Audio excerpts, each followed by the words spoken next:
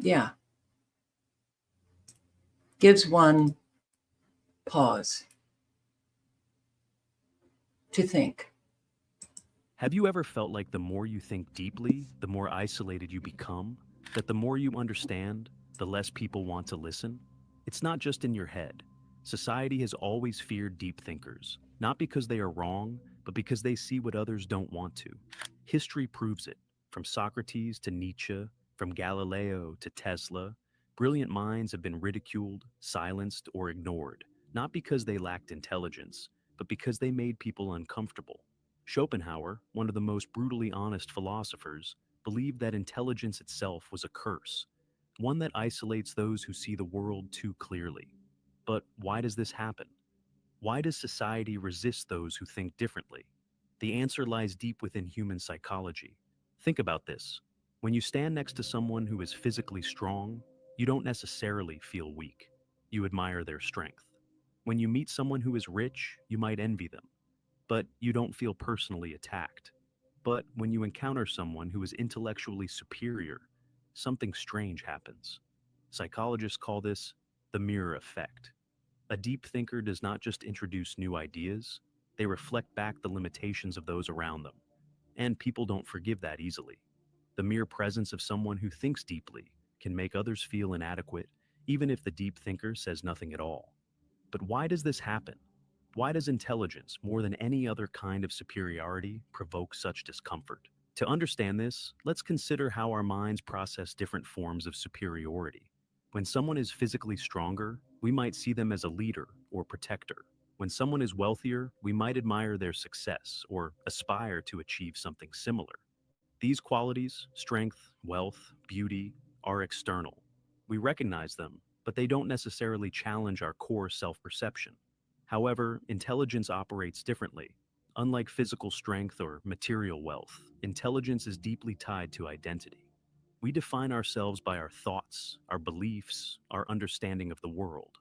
When we meet someone who thinks on a deeper level, someone who questions what we take for granted, it can feel like a direct attack on our sense of self. Instead of admiring intelligence, many people subconsciously resist it, not because the deep thinker is arrogant or dismissive, but because their very presence forces others to confront their own limitations. This is why, throughout history, deep thinkers have been pushed to the fringes of society. Their insights don't just challenge ideas, they challenge egos. And human beings by nature will do almost anything to protect their ego from discomfort. Take a moment to reflect on your own experiences. Have you ever tried to introduce a deep or complex idea in a casual conversation, only to be met with blank stares or awkward silence? Have you ever noticed how people quickly shift topics when discussions move beyond surface level chatter? This is not just coincidence, it's a defense mechanism. When people encounter a deep thinker, their mind goes into self preservation mode. Instead of being curious, they resist. Instead of engaging, they dismiss. This is why intellectuals, philosophers, and visionaries often find themselves isolated, not because they want to be alone, but because society pushes them away. Interestingly, studies show that confidence is often valued more than intelligence in social settings. People are naturally drawn to those who project certainty, even if their ideas are shallow. This is why charismatic but simplistic thinkers gain more influence than deep thinkers who speak with nuance. History is full of examples: populist leaders, motivational speakers, and viral influencers who thrive by telling people what they want to hear, rather than challenging them to think critically. Meanwhile, those who question widely accepted beliefs often struggle to find a broad audience. This is the paradox of intelligence. The more someone seeks truth, the more they become disconnected from the majority. The mirror effect does not just reflect society's limitations, it highlights why society resists change in the first place. But the question remains: if intelligence is so threatening, is there scientific proof that people actually fear it? Modern neuroscience backs this up. Studies show that when people feel intellectually inferior, their brain's amygdala, the region responsible for fear and threat detection, becomes highly active. In simple terms, deep thinking is not just intimidating, it triggers a primal survival response, similar to what we feel when facing danger. But why does intelligence activate the same fear circuits as a physical threat? The answer lies in how human brains evolved. For most of human history, survival depended not on being the smartest person in the room, but on being accepted by the group. Our ancestors thrived in tribes where social harmony meant safety. Being rejected by the group could mean death, as isolation led to vulnerability. This is why human brains are wired for social acceptance over intellectual pursuit. When someone highly intelligent enters a social setting, they unknowingly disrupt the tribal balance. Their presence challenges existing ideas, social norms, and group dynamics. This triggers the brain's defense mechanism, as if facing a potential enemy rather than just a deeper thinker. This is why many deep thinkers feel isolated, not because they lack social skills, but because their intelligence makes them stand out in a world that values fitting in over standing out. A 2021 study at Stanford University uncovered something even more shocking. The rejection of deep thinkers is context dependent. When people interact with an intellectual one-on-one, they feel less threatened. But in group settings, the threat response spikes dramatically. Why? Because social status becomes more important in groups. People don't just react to intelligence itself, they react to how others perceive them in comparison.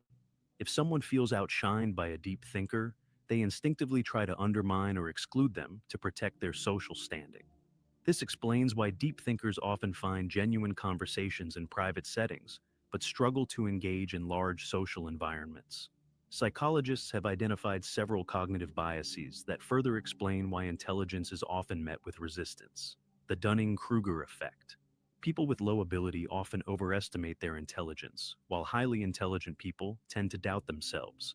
This creates friction. Those who know little often believe they know more than they do, leading them to dismiss deeper thinkers. Status quo. Bias. The human brain prefers familiar ideas over new, complex truths. Intelligence often introduces disruptive thoughts, which make people uncomfortable. The backfire effect. When people are confronted with information that contradicts their beliefs, they don't change their minds. They double down on their existing views. Deep thinkers often face this reaction when they introduce challenging ideas. In the digital age, social media has amplified this rejection of intelligence.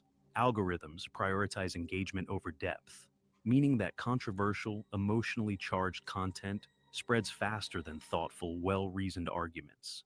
Take a look at the most viral content. Simple, catchy, and often misleading sound bites outperform nuanced discussions. Link is in the chat, and there's more to this. Very interesting. But yeah, it's unfortunate. There's an awful lot of people who really don't care to learn anything. So, and because I was the stupid one in my family, I always wanted to be around people who were smarter than me. Yeah, I just don't understand a lot of people anymore. It's unfortunate, but yeah, I guess, when you have people who are continually claiming that you're a conspiracy theorist, that you're off your meds, that you're this, that, and whatever, instead of just engaging in conversation, you're not going to get anywhere good. You're actually going to get right here, and things are going to get worse. So I hope that all of you are prepared, because our economy is not good. It's just not good. So empathy need no intellect. How about both? Yeah, you can have both. And anyway, I'm going to close up. Media has amplified this rejection of intelligence. Algorithms prioritize engagement over depth. And there's more to this. Very interesting. But yeah, it's unfortunate. Smarter than me, continually claiming that you're a conspiracy theorist, that you're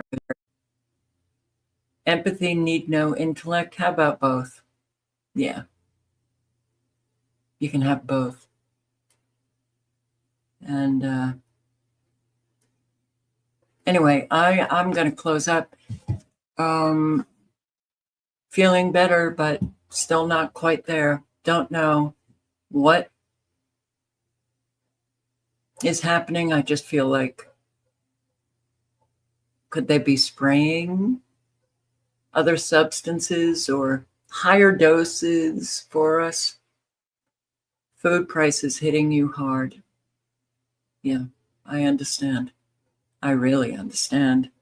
And when you don't have anyone, at your back or to rely on, it gets really scary. And it's okay to have feelings. It's very important. There's a whole range of feelings that God gave us. So don't be telling people what they should be feeling. And people really do need to express how they feel, because that will at least lessen some of the stress and burden that they carry. Live honestly and speak honestly. Help those in your community. Help those in need.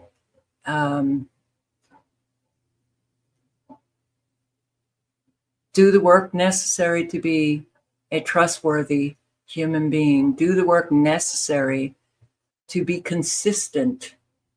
So many people are just, one day they're this, the next day they're that, and that has always driven me crazy.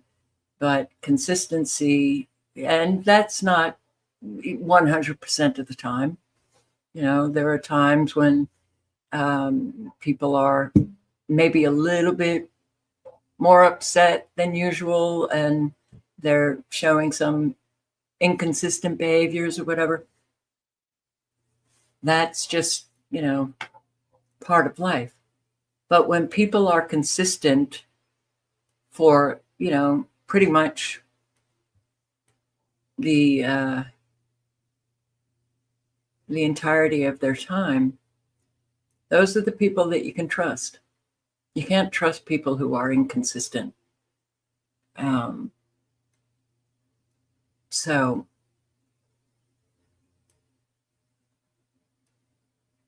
keep your word. It's very important. And be safe.